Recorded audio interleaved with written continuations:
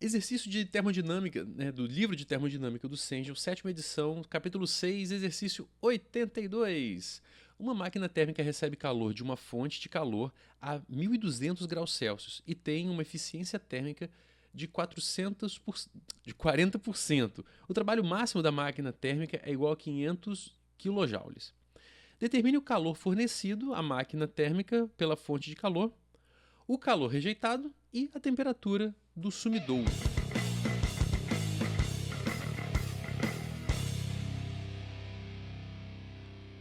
Então, uma máquina térmica, ela recebe calor de uma fonte quente, que eu estou chamando aqui de TH. Aqui é a minha máquina térmica, seria a minha máquina térmica. Ela recebe esse calor, que eu vou chamar de QH, é o calor da fonte quente, que está a uma temperatura TH, ela recebe o calor.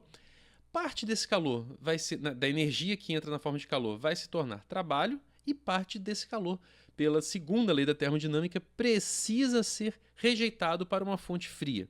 Uma forma interessante de entender a máquina térmica é, naturalmente, calor vai fluir de uma região quente para uma região fria, certo? Naturalmente, se você encostasse a sua fonte quente à sua fonte fria, calor iria ser transferido até o equilíbrio térmico ser alcançado, certo? Acontece que no meio do caminho a gente coloca uma máquina térmica que pega parte dessa energia, transforma em trabalho. O quanto de trabalho eu consigo gerar a partir desse calor que eu recebo, né, da minha máquina térmica é o que eu chamo de eficiência, né? Então aqui, a eficiência, a letra grega eta, é igual ao trabalho que eu consigo realizar dividido pela quantidade de calor que eu tive que admitir na minha máquina térmica, né? Se eu conseguisse fazer com que todo o calor que entra na minha máquina térmica gerasse trabalho, todo 100%, então o trabalho rejeitado seria zero. Mas isso, infelizmente, não é possível, né? O que a segunda lei da termodinâmica diz pra gente. Eu preciso de ter alguma parcela de calor rejeitado para a fonte fria, né? E por isso meu rendimento não pode ser de 100%. Né? Essa razão não pode ser 1. Né? Tem que ser sempre menor do que 1. Pois bem, eu posso dizer pela primeira lei da termodinâmica que todo o calor que entra ou vai sair na forma de trabalho ou vai sair na forma de calor, né, rejeitado para a fonte fria, rejeitado para o sumidouro. Né? Esse sumidouro que ele está falando aqui é a fonte fria, é o que está puxando calor. Olhando para a minha máquina térmica, né, tudo que entra, a soma de tudo que entra tem que ser igual à soma de tudo que sai. Então, eu posso escrever que calor da fonte quente tem que ser igual a trabalho mais calor da fonte fria. Essa é uma relação que eu tenho né, da primeira lei da termodinâmica. E eu posso usar ela aqui dentro e escrever uma coisa desse tipo aqui. Né, o trabalho, eu vou abrir aqui, ó, trabalho é igual a calor da fonte quente menos calor da fonte fria. Aí eu posso dar aquela simplificada aqui, né, vai ficar 1 calor da fonte fria dividido pelo calor da fonte quente. E aí, para uma máquina ideal, num ciclo de Carnot, eu lembro que esse QL ele pode ser escrito como uma função linear de TL e aqui uma função linear de TH, e no final das contas eu posso dizer que essa razão das temperaturas, né, vai ser igual à razão dos calores trocados. Então eu chego nessa expressão aqui para a eficiência também. É entender esse passo a passo, entender essa construção é bastante importante, né? Porque é uma definição clara do que é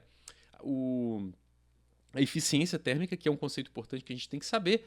E aqui, só uma aplicação da primeira lei, a gente chega nessa outra expressão para a eficiência de uma máquina de Carnot, que também é muito importante, né? Que é uma equação bastante interessante que você não precisa de decorar. Entendendo o conceito por trás, isso aqui sai com muita naturalidade.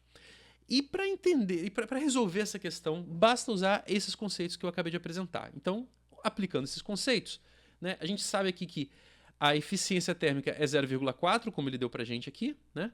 A gente sabe que o trabalho máximo é 500 kJ, como ele informa para a gente aqui.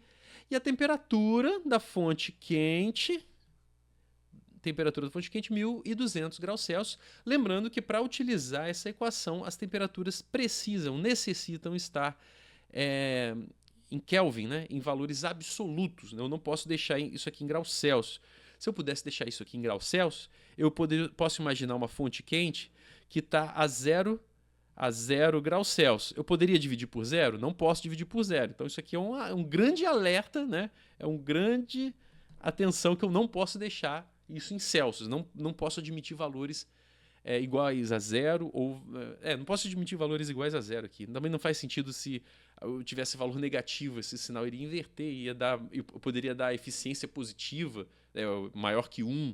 Enfim, tem umas coisas aqui muito malucas, então não pode ser graus Celsius. Tem que ser em Kelvin, então aqui já está convertido para a gente. Aplicando a equação, então, só substituindo os números e fazendo ali um algebrismo, eu vou chegar que o calor fornecido pela máquina, fornecido à máquina térmica pela fonte de calor é de 1.250 kJ. Usando então aquela relação, né, de que o calor recebido menos o calor rejeitado tem que ser igual ao trabalho, né, da primeira lei da termodinâmica, isso aqui sai da primeira lei da conservação da energia, eu calculo então 750, né, já usando esse valor de 1.250 aqui em cima, e então eu sei o calor rejeitado, 750 kJ.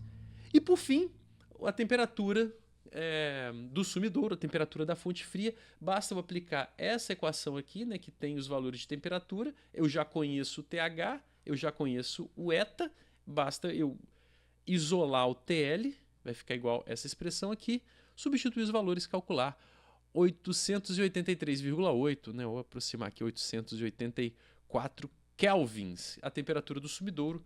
Então está aqui as nossas respostas.